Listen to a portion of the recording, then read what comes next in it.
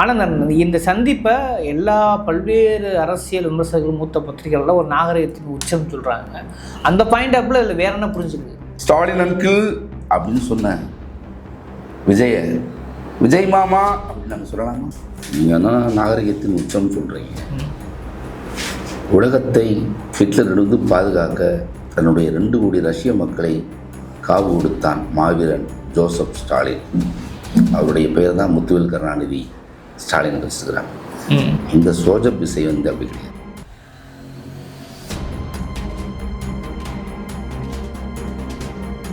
பரஸ்பர, அதாவது இந்த சந்திப்பு வந்து ஒரு பரஸ்பர ஒரு நலம் விசாரிக்கிறதை தாண்டி அரசியல் ரீதியாக பழைய திட்டங்கள் புதிய திட்டங்களுக்கான ஒரு ஆலோசனையாக கூட ஒரு முதிர்ச்சியான ஒரு சந்திப்பாக இறங்கக்கூடாதா? ஏன்னா இதை முடிச்சுட்டு என்ன பண்ணுறாருன்னா, ஸ்டாலினை மட்டுமல்ல, டெல்லி செல்கிறார், அமித்ஷாவை சந்திக்கிறார், நிர்மலா சீதாராமன் சந்திக்கிறார், பிரதமர் மோடி சந்திக்கிறார்.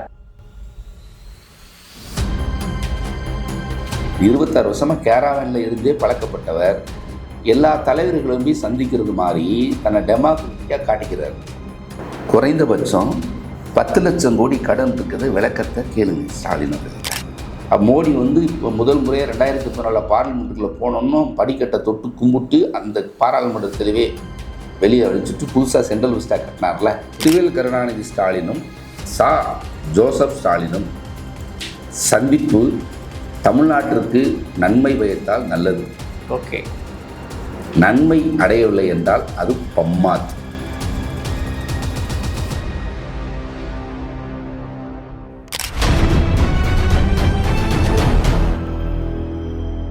வணக்கம்.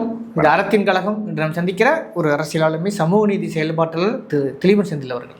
வணக்கம். வணக்கம். உடல் நல்லா இருக்குங்களா? ஓகே. இப்போ என்னென்னா, இதுவரை நடந்துடாத ஒரு இந்த வரலாற்றில் வந்து, அதுவும் சட்டசபை வரலாற்றில், தமிழக தேர்தல் வரலாற்றில் பார்த்தீங்கன்னாக்க ஒரு இதுவரை யார் எதிர்பார்க்காத திருப்பம் நடந்துட்டுருக்குன்னா, மக்கள் ஏகோபத்தாரோடு விஜய்க்கு ஆதரவு கொடுத்துருக்கிறார்கள். அதை தாண்டி இடையில் ஒரு கடந்த காலத்தில் வந்து ஒரு சமகாலத்தில் பெரியாரைய ராஜாஜி ஒரு உதாரணம் சொல்லுவாங்க, பரஸ்பரம் சந்தித்துக் கொள்வதில் நாகரிகம் பாராட்டுவதில் அப்படிங்கிற ஒரு தொடர்ச்சி இருந்தது. அதன் பிறகு இடையில பார்த்தீங்கன்னாக்கா ஜெயலலிதா காலத்தில் அது கொஞ்சம் இறுகி போயிருந்தது. யாரும் சந்திக்க முடியாத சூழல், எதிரினையாவே அப்படின்ற ஒரு சூழல் இருந்தது. ஆனால் அதெல்லாம் உடைச்சி இப்போ முதற்கட்டமாக விஜய் அவர்கள், இன்றைய சிஎம் விஜய் அவர்கள் முன்னாள் சிஎம் முதல்வரை இப்போது சந்தித்து கொண்டிருக்கிறார். எப்படி பார்க்குறீங்க நீங்கள்? அது ஒரு வரவேற்கக்கூடிய விடயம். பண்டிட் ஜவஹர்லால் நேரு திமுகவை பார்த்து நான்சென்ஸ் என்று சொன்னார்.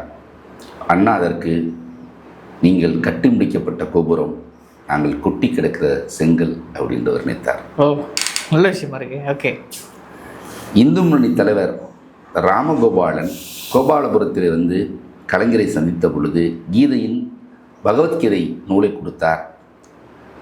அதற்கு பதிலாக முத்தமிழறிஞர் கலைஞர் கீதையின் மறுபக்கம் என்ற வீரமணி எழுதிய புத்தகத்தை கொடுத்தார். ஜெயலலிதா அவர்கள் காஞ்சி சங்கராச்சாரியரை சங்கராமன் கொலை வழக்கில் கைது செய்ய முயற்சித்த பொழுது, அப்படி ஒருவேளை கைது செய்தால் நீங்கள் அந்த கைதை மறுத்து நடவடிக்கை அந்த கைதை எதிர்த்து அறிக்கை விடுங்கள் என்று சங்கரமடம் மூலியமாக தூது வந்தது, ஒரு நடிகர் மூலமாக. ஓகே. கலைஞர் மறுத்து விட்டார். பொன்மனச்செம்மல் புரட்சி நடிகர் எம்ஜிஆர் இறந்த பொழுது விஎன் ஜானகி முதலாக தலைவர் கலைஞருக்குத்தான் தொலைபேசியிலே தொடர்பு கொண்டு சொன்னார். கலைஞர் இரவோடு இரவாக போய் தன்னுடைய நண்பனுக்கு மரியாதை செலுத்தி விட்டார். அஇஅதிமுக தொண்டர்கள் உணர்ச்சி வசப்பட்டு சென்னையிலே கலைஞருடைய திருவுருவச் சிலையை மார்பிலை கடப்பறையால் குத்திய பொழுது உடன்பிறப்புகள் கோபப்பட்டு விடுவார்கள் என்றதற்காக கடமை கண்ணியம் கட்டுப்பாடு என்பதற்காக அந்த தம்பி கடப்புரை வைத்து முதுகில் குத்தவில்லை, மார்பில் தான் குற்றினான், நான் ஏற்றுக்கொள்கிறேன் என்று சொன்னார். ஓ, ரொம்ப உச்ச நாகரிகமாச்சே. சரி சரி. சாய்பாபா கலைஞரை தெலுங்கு கங்கை திட்டத்திற்காக சந்திக்க வந்தார். அப்பொழுது துரைமுருகன் கூட சாய்பாபாவோடு ஆசீர்வாதம் வாங்கினார். கலைஞர் வாங்கவில்லை, நீதான் கேட்டார். ஷாகிஜான் கலைஞரை பார்க்க வந்திருக்கிறார். ஷாகிஜான் நாகரிகமாக நடந்திருக்கிறார். ஒரு மேடையிலே ஒரு மாறுவேட போட்டி. திருவள்ளுவர் சிலை திருவள்ளுவருடைய வேடமணிந்து ஒரு மாணவன் வருகிறான். அவனுடைய மார்பிலே பூணூல் இருக்கிறது. கலைஞர் அந்த பூணூலை பிடித்து திருவள்ளுவருக்கு யார் பூணூல் கொடுத்தது என்று நயந்தமாகத்தான் கேட்டார். தந்தை பெரியார் மறைந்த பொழுது கலைஞர் முதலமைச்சர். தந்தை பெரியாருக்கு அரசு மரியாதை அறிவிக்கிறார் கலைஞர்.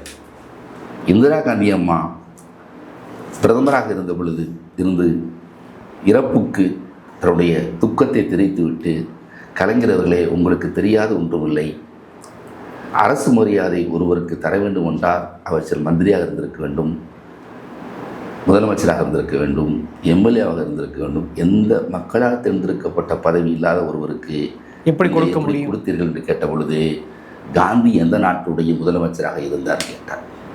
உடனே இந்திரா காந்தி அவர் தேசப்பிதா அப்படின்னார், இவர் தென்னாட்டறிஞர் அப்படின்னு போன வச்சிட்டார். 1975 எமர்ஜென்சி காலகட்டத்தில் 25 வயது திருமணமான நாளில் மிசா கொட்டடியிலே அடைக்கப்படுகிறார் ஸ்டாலின், தாக்கப்படுகிறார். முரசொலி பாரன் தாக்கப்படுகிறார். சிட்டி பாபு, சாத்தூர் பாலகிருஷ்ணன்லாம் உயிரில் இருக்கிறாங்க. அந்த இந்திரா காந்தியை சீரணி அரங்கத்தில் வைத்து நான் மன்னிப்பு கேட்டுக்கொள்கிறேன் அப்படின்னு இந்திரா காந்தியை மன்னிப்பு கேட்க சொன்னார். கேட்க வைத்தவர் கலைஞர். ஜெயலலிதா அவர்கள் ஆட்சிக்கு வந்து கலைஞரை இரவோடு இரவாக கைது செய்வது, ஒரு சென்னையிலே ஒரு மேம்பாலம் கட்டியதில் ஊழல் என்று தாவண்ணா கிருஷ்ணன் அவர்கள் மீதும் கலைஞர் மீதும் எஃப்ஐஆர். அப்போது பத்திரிகையாளர்கள் கலைஞர் கைது செய்யப்பட்டு சென்னை மத்திய சிறையிலே அடைப்பதற்கு முன்பாக தரையிலே அமர்ந்து தன் தொண்டர்களை பார்த்து, அப்பொழுது வழக்கறிஞர் வில்சன் இருப்பார், ஆயிரங்களுக்கு உசேன் இருப்பார், கனிமொழி அக்கா வந்து தரையில் உட்காந்துருப்பாங்க. சிறைக்கு போய் நீதிபதித்தை ஆஜர்படுத்துங்கள்னு அசோக்குமார்கிட்ட போய், அசோக்குமார் வந்து வீட்டில் போய் உட்காருங்கன்னு சொன்னோன்னு உட்கார மாட்டேன்ட்டார் கலைஞர். அதெல்லாம் வெளியில் வந்ததுக்கப்புறம் பேட்டி கேட்டாங்க கலைஞர்கிட்ட.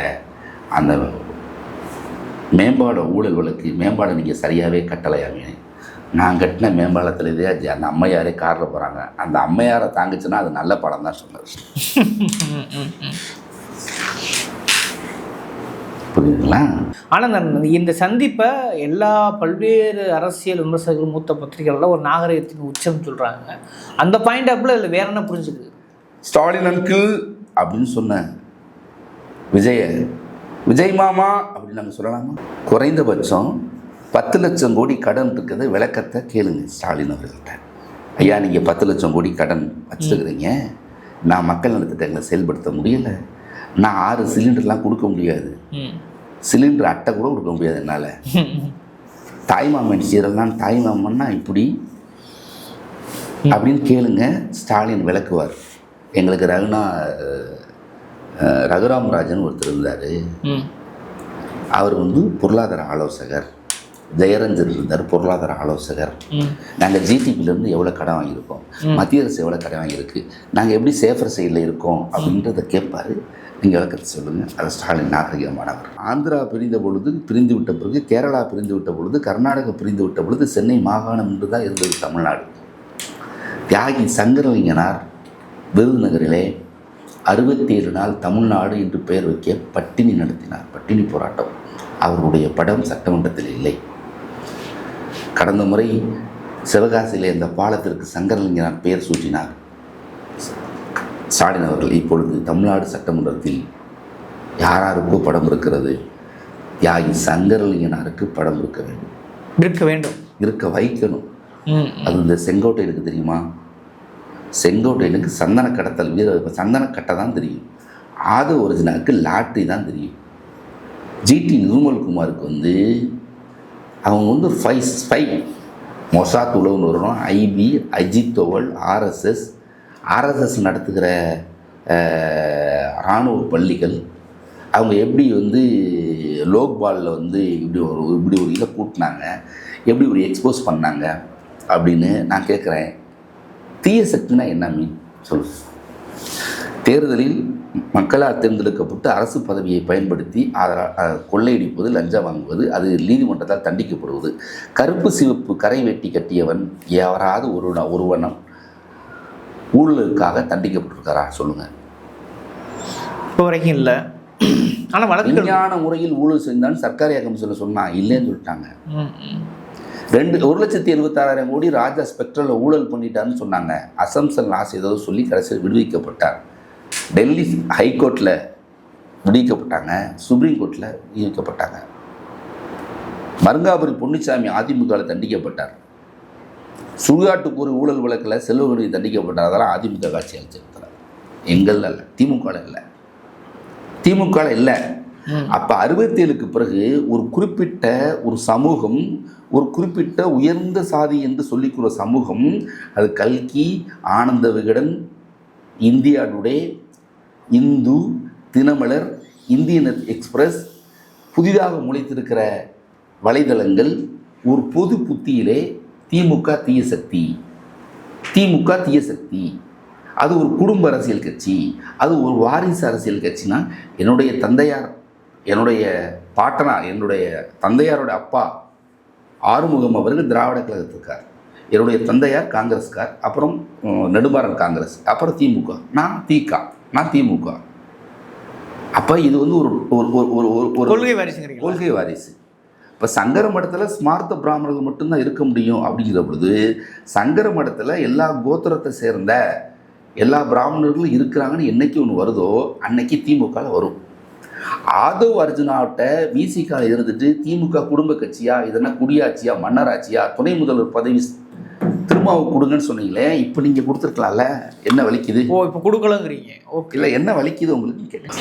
ஆசிய ஒலிம்பிக் போட்டியில் டெல்லியில் நடத்தி ஊழலுக்காக தண்டிக்கப்பட்ட சுரேஷ் கல்மாடி, அந்த சுரேஷ் கல்மாடி சேர்ந்த காங்கிரஸ் கட்சியை வச்சுக்கிட்டு நீ ஊழலை ஒழிக்க போகிறீங்களா? குறைந்தபட்சம் சினிஃபீல்டில் நடக்கிறத டிரான்ஸ்பரண்டாக சொல்லுவீங்களா? அதை ஒரிஜினா சொல்லுங்கள். விஜய்க்கு எவ்வளோ சொத்து மதிப்பு பட்டியல், எவ்வளோ டேக்ஸ் கட்டியிருக்கீங்க, எத்தனை கோடி, எவ்வளவு நகை இருக்குது, இதெல்லாம் இருக்கிற இது அப்படியே இருந்துருமா? குளத்தூர் என்ன உங்கள் அப்பா விட்டு சொத்தா? யார் வரக்கூடாதா? இல்லையே. வரலாறு கூட ஆரியர்கள் வருகை என்று சொல்கிறது, இஸ்லாமியர் படையெடுப்பு என்று சொல்கிறது. ஆனால் நாங்கள் தான் யாதும் முறை யாவரும் கேளீர், பிறப்புக்கும் எல்லா உயிருக்கும் சிறப்போவா செய்தொழில் வேற்றுமையான என்று சொன்னவர்கள். எல்லாம் இருங்க, இது பண்ணுங்க. அனைத்து சாதியினும் அர்ச்சகராகணும்னு பெரியாருடைய நெஞ்சில் தைத்த முள்ளு இருக்குது. அந்த நெஞ்சில் தைத்த முள்ளுக்கு சட்டமன்றத்தில் தீர்மானம் போட்டு சட்டமன்றத்தில் சட்டம் கொண்டு வந்து அதுக்கு அரசாணை பிறப்பிச்சு அந்த வேத ஆகமம் படித்த நான் பிராமின் அர்ச்சகர்களை கோயிலில் பணியமர்த்தினதுக்கு ஆர்எஸ்எஸ்காரங்க போய் தடை வாங்கினாங்க. தட்டி கேட்பாரா பெரியார் திடலுக்கு போனவர்? அந்த வழக்கை திரும்ப தூசி தட்டு வரானுங்களா? கேட்டு சொல்லுவீங்களா? ஆறுமுக சாமி ஒரு சிவனடியார் கனகசபை சிதம்பரத்தில் பாடும்போது அடித்து வெளியில் போனான். ஒரு பொண்ணு பாடிச்சு, அடித்து வெளியில் பற்றினான். கேட்டால் தீட்சதர்கள், பொது தீட்சதர்கள் முழு ஸ்தானத்தில் உட்காந்துக்கிட்டு முட்டை பிரியாணி அடிக்கிறாங்க, கிரிக்கெட் விளாட்றாங்க, கல்யாணத்துக்கு வாடகை விடுறாங்க கோவிலில். இதை விஜய் மாற்றுவாரா? என்னென்ன செஞ்சா நீங்கள் நம்புவீங்க, அதை சொல்லுங்களேன். விஜய் என்ன செய்ய போறாருன்னு நினைக்கிறீங்க? இல்லை என்ன செஞ்சான்னு சொல்லுங்க, நீங்கள் லிஸ்ட் போடுங்க பார்ப்போம். அதாவது புரட்சி தலைவர் எம்ஜிஆர் தன்னுடைய சொத்தை ஃபுல்லாக பொதுவெளியில் வச்சு சொத்தெல்லாம் அறக்கட்டளைக்கு வச்சார். என் தலைவன் கலைஞர் தான் 52 மந்திரகுமாரி படத்தில் எழுதின வசனத்தின் மூலியம் வாங்கின வீடு கோபாலபுரம். என்னுடைய மனைவி இறப்புக்கு பிறகு அது என்னுடைய அன்னையின் பேர் அஞ்சுகம் இலவச மருத்துவமனை நிறுவிச்சார். உன் பனையூர் வீடு சொல்லிடுவியா, நீலாங்கரை வீடு சொல்லிடுவியா? சொல்லுங்க சார், சொல்லுங்க. அவர் சந்திரசேகரன் என்னவா இருந்தார், எப்படி சென்னைக்கு வந்தார், அவர் தீவிர நக்சலைட்டு போய் தன்னை எப்படி காட்டிக்கிட்டாரு, எப்படி அரசியலுக்கு நுழைஞ்சார், சினிமாவுக்கு நுழைஞ்சார், இருந்தது ஸ்டார்டிங்கில் என்ன திடீர்த்தம் கூட இருந்தது, என்ன திடீர்த்தத்தெல்லாம் பண்ணார். அப்போ நாங்கள் ஒன்றும் இப்போ பாருங்கள், தமிழ்நாட்டில் வந்து ராஜாஜி இருந்திருக்கிறாரு, சென்னை மாகாணத்துடைய முதலமைச்சராக 2 முறை மதராஸில், கல்கட்டாவில் கவர்னராக இருந்தார். 38 இருந்துட்டு பள்ளியை மூடினார். அப்புறம் குலக்கல்வி திட்டத்தை கொண்டு வந்தார் தமிழ்நாட்டில். அப்புறம் வெங்கட்ராமே, அப்புறம் ஹெண்டே, அப்புறம் ஜெயலலிதா. இப்போ இந்த மயிலாப்பூரில் இருக்கிற பிராமின்ஸை கூப்பிட்டு வந்து கல்யாணம் வச்சு அப்படின்னு சொல்றாரு விஜய். விமர்சனம் படுத்துறீங்க. ஆமாம், காமராஜர் வந்து பரமேஸ்வரன்ங்கிற தாழ்த்தப்பட்டவனை வந்து அறநிலையத்துறை மந்திரியா போட்டார். ஆமாம். கக்கனை வந்து உள்துறை மந்திரியா போட்டார். உள்துறை மந்திரியா போட்டார். ஒரு கீழே இருக்கிற சமுதாயத்தை சேர்ந்தவங்களை முக்கியமான பொறுப்பில் திமுக அவர் கொண்டு வந்தாங்க. விஜய் நீங்கள் செய்வீங்களா? ஏன் செஞ்சீங்க? ஏன் வெங்கட்ராமன் அமைச்சராக போட்டீங்க? வெங்கட்ராமன் அமைச்சராக பிறப்பின் நடிப்பில் பார்க்கக்கூடாது. அவரும் கூட என்ன சொல்கிறது, ஒரு பிறப்பின் நடிப்பில் ஒரு பிராமணர். பிராமணிசம் என்பது என்னன்னாக்க யாராற்றெல்லாம் தனக்கு கீழே ஒருத்தன் அடிமைப்படுத்தணும்னு என்ன இருக்கோ அதுதான் பிராமணிசம். சனாதனம்னா என்ன? இது ஒரு கேஸ்ட் சிஸ்டம். இந்த கேஸ்ட்டை ஒழிக்கிறதுக்கு தான் நீங்கள் வந்து பெரியார் படம் வச்சுருக்கீங்க, அம்பேத்கர் படம் வச்சுருக்கீங்க, ஒரு தாயாருடைய படம், ஒரு அம்மா சமூக சீர்திருத்தத்தை படம் வச்சுருக்கிறீங்க. வழக்கம். ஆனால் அதுபடி நடப்பீங்களா? அதுக்கு என்ன உத்தரவாதம்? சரி, இந்த சந்திப்பு என்ன விளைவு ஏற்படுத்துங்கிறீங்க? இந்த சந்திப்பு வந்து தன்னை வந்து ஒரு டெமோக்ராட்டிக்காக, அதாவது ஒரு கன்சீல்டாக ஒரு குரூயல் டிக்டேட்டர், சர்வாதிகாரி. கேராவேனிலிருந்து வாழ்க்கை முழுவதும் 51 வயசில் 25 வயசுலேருந்து 26 வயசு வரையும் 26 வருஷமாக கேராவேனில் இருந்தே பழக்கப்பட்டவர் எல்லா தலைவர்களும் போய் சந்திக்கிறது மாதிரி தன்னை டெமோக்ராட்டிக்காக காட்டிக்கிறார்.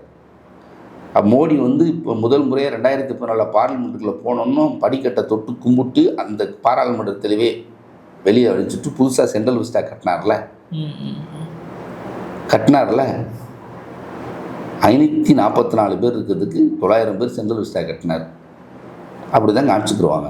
அதை தன்னை ஜனநாயகவாதி மாதிரி காட்டிக்கொள்றதுக்காக விஜயை வந்து பதவி பிரமாணத்திற்கு அழைக்கலன்னு சொல்லி ஒரு தாவேக்கா தொண்டர் தீ குளிச்சிட்டாரு. அவருக்கு உங்கள் கட்சிக்காரை ஒருத்தன் போய் ஆறுதல் சொன்னான்னா மருத்துவமனையில். இதுவரைக்கும் நடக்கலை இல்லைங்க. பேரறிஞர் பெருந்தகை அண்ணா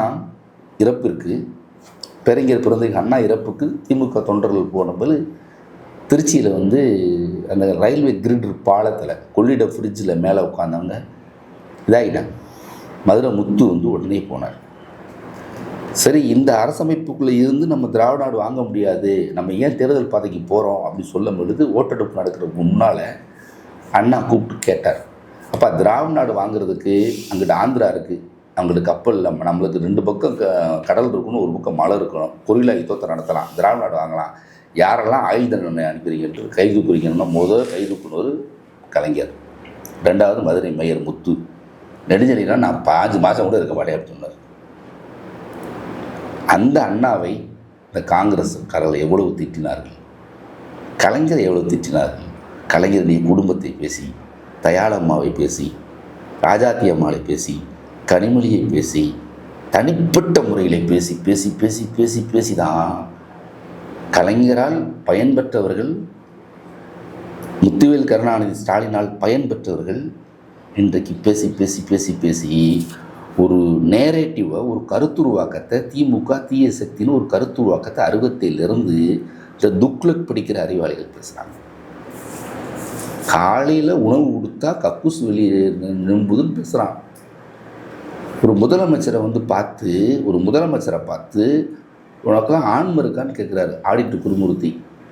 பரஸ்பர, அதாவது இந்த சந்திப்பு வந்து ஒரு பரஸ்பர ஒரு நலம் விசாரிக்கிறதை தாண்டி அரசியல் ரீதியாக பழைய திட்டங்கள், புதிய திட்டங்களுக்கான ஒரு ஆலோசனையாக கூட ஒரு முதிர்ச்சியான ஒரு சந்திப்பாக இறங்கக்கூடாதா? ஏன்னா இதை முடிச்சுட்டு என்ன பண்ணுறாருன்னா, ஸ்டாலினை மட்டுமல்ல, டெல்லி செல்கிறார், அமித்ஷாவை சந்திக்கிறார், நிர்மலா சீதாராமன் சந்திக்கிறார், பிரதமர் மோடி சந்திக்கிறார், கார்கேவை சந்திக்கிறார். இப்படியான ஒரு சந்திப்புங்கிறது ஒரு நாகரீக பரஸ்பர பரிமாறுன்னு எடுத்துக்கூடாதான்னு நான் கேட்குறேன். அது இருக்கட்டும், நீங்கள் தான் நாகரிகத்தின் உச்சம்னு சொல்கிறீங்க. உலகத்தை ஹிட்லரிலிருந்து பாதுகாக்க தன்னுடைய 2 கோடி ரஷ்ய மக்களை காவு கொடுத்தான் மாவீரன் ஜோசப் ஸ்டாலின். அவருடைய பெயர் தான் முத்துவேல் கருணாநிதி ஸ்டாலின் வச்சுக்கிறாங்க. இந்த சோஜப் விசை வந்து அப்படி கிடையாது. தன்னுடைய சொத்தை ஐடி ரைடை காப்பாற்றுறதுக்கு பம்பருக்கு போய் டெல்லி போகிறார், அமித்ஷா பார்க்க போகிறார், இதை பார்க்க போகிறாரு. பார்த்து வந்து தமிழ்நாட்டுக்கு கொடுக்க வேண்டிய டிசாஸ்டர் மேனேஜ்மெண்ட் ஃபண்ட்லாம் தர வேண்டியிருக்கு, சம்ர சிக்ஷா அபியான் ஃபண்டு தர வேண்டியிருக்கு. அந்த இந்த இந்த இந்த மும்மொழி கொள்கைலாம் ஏற்றுக்கிற மாட்டோம். அந்த இது ஜிஎஸ்டி ரிட்டர்ன் இருக்குது. அப்புறம் வந்து ஏற்கனவே வந்து கலைஞருக்கு ஸ்டாலின் வந்து சட்ட போராட்டம் நடத்தி வெற்றி பெற்றிருக்கிறாங்க. கவர்னருக்கு எந்த அதிகாரம் கிடையாது. கவுன்சில் ஆஃப் ஸ்டேட் மாநில மந்திரி சபை தான் துணைவேந்தர் தேர்ந்தெடுக்கும், இணைவேந்தரை தேர்ந்தெடுக்கும். ஏன் கவர்னரே வேணாம் அப்படின்னு கூட சொல்லியிருக்கிறாங்க. இந்த சட்ட போராட்டமும் நடத்தியிருக்கிறாங்க. இந்த சட்ட போராட்டத்தை பாதுகாத்து அதை நீட்டித்து அதை மென்மேலும் செழுமைப்படுத்த ஜோசப் விஜய் தயாரா? அப்படி தயாரானா அது ஒரு நம்பிக்கையான விஷயம் தானே. அதாவது கடந்த திராவிட முன்னேற்ற கழகத்தினுடைய ஆட்சியிலே தொடர்ந்த மக்கள் நலத்திட்டங்கள் எல்லாமே தொடரணும். என்னென்ன சொல்கிறீங்க? அப்படி தாய்மானவர் திட்டம், கட்டணமில்லா பேருந்து, இல்லம் தேடி கல்வி, முதியவர்கள் குடும்ப அட்டைதாரர்களுக்கு வீடு தேடி ரேஷன் பொருட்கள், மருத்துவ உதவி, கல்வி, தமிழ் புதல்வன், வெளிநாட்டில் வெளிநாட்டில் போய் படிக்கிறதுக்கு உதவி, ஐஏஎஸ் ஐபிஎஸ் இருக்குது. சென்னையில் மாவட்டம் முழுவதும் வந்து சென்னையில் எல்லாம் பார்த்திங்கன்னா தங்கும் மகளிர் விடுதி, உழைக்கும் பெண்கள் வேலை பார்க்குறவங்களுக்கு தோழி விடுதி, இந்த ஆதரவற்றோர்களுக்கு வந்து ஒரு இருக்குது, அங்கங்கே வச்சுருக்குறாங்க. ஆதரவற்ற முதியோர்களுக்காக ஒரு ஸ்மைல் திட்டம் சென்டர் அப்படின்னு சொல்லி இருக்கிறாங்க. பூங்காக்கள் அதெல்லாம் வந்து தின்னணும், அதுக்கு நிதி இது பண்ணணும், ஃபினான்சியல் மேனேஜ்மெண்ட்டு கேட்கணும். மேக்கே தாத்துல டிபிஆர் கொடுத்துட்டான், அதுக்கு ஒப்புதல் தரப்போகிறாப்பங்க அணை கட்டுறதுக்கு கர்நாடகாவுக்கு. அதெல்லாம் கேட்கணும், தடுக்கணும். கடந்த திராவிட முன்னேற்ற கழக அரசு நீதிமன்றத்தில் உச்ச நீதிமன்றத்தில் போராடி பெற்ற தீர்ப்புகளை, குறிப்பாக ஆளுநர் சம்பந்தமான தீர்ப்பு, ஆளுநர் அதிகாரம் சம்பந்தமான தீர்ப்பு, ஆளுநர் வந்து துணைவேந்தர் நியமிக்கிற தீர்ப்பு இருக்குல்ல முக்கியமானது, துணைவேந்தர் அவர் வந்து நிறைய இதுக்கு கையெழுத்து போடாமல் வச்சுருக்கிறார், நிறைய இதுக்கு கையெழுத்து போடாமல் வச்சுருக்கிறார். தமிழ்நாடு சார்பாக தான் எல்லாம் கோர்ட்டுக்கு போய் இது பண்ணியிருக்கிறாங்க. 142 பயன்படுத்தி விடுதலை. ஏன்னா தமிழ்நாடு வந்து அரசியல் விழிப்புணர்வுலையும் வகுப்புவாரி பிரதிநிதித்துவம், செண்பகம் துரைராஜ விளக்கில் இடஒதுக்கீடே செல்லாதுன்னு சொன்னான். இடஒதுக்கீடே செல்லாதுன்னு யார் விளக்கில் சொல்கிறா? அரசமைப்பு சட்ட டிராஃப்டிங் கமிட்டிலேருந்து அல்லாடி கிருஷ்ணமூர்த்தி தான் செண்பகம் துரைராஜுக்கு வக்கீல். செண்பகம் துரைராஜன்ற அம்மா அவங்களுக்கு ஏஜ் பாரே கிடையாது, மெடிக்கல் காலேஜுக்கு அப்ளைவே பண்ணலை, ஆனால் கோர்ட்டுக்கு போகிறாங்க, ஸ்டே கொடுக்குறாங்க. ஓகே, அந்த மாதிரியான வழக்குகளை அப்போ வந்து இல்லை வகுப்பாரி பிரதித்துவம் செல்லும், இடஒதுக்கீடு செல்லும். அப்பையும் வேலை வாய்ப்பில் தான் கொடுத்தான், கல்வியில் கொடுத்ததில் வேலை வாய்ப்புக்கு எப்படியும். அப்போ கல்வி வேலை வாய்ப்பில் மத்திய அரசு வேலை வாய்ப்பில் 27% இடஒதுக்கீடு அப்படின்னு கொண்டு வந்தவர். தமிழ்நாட்டில் 69% இடஒதுக்கீடு. இந்த சமூக நீதி இதெல்லாம் தொடரணும். அப்படி தொடர்ந்தால் விஜய் அடுத்த முறை முதல்வர் ஆவார். அப்படி தொடராவிட்டால் விஜய் புழல் சிறைக்கு செல்வார்.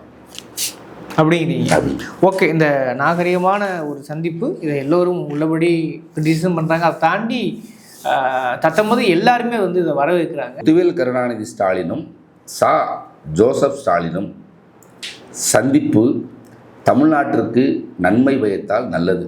ஓகே, நன்மை அடையவில்லை என்றால் அது பம்மாத், வெறும் சாதாரண சந்திப்பு தான் சொல்கிறீங்க. பரவாயில்ல, அதையும் கூட மக்கள் மறைக்க விட்டுருக்கேன். இந்த விவாதத்தில் அறங்களுக்கு நேரம் ஒதுக்கி. நன்றி.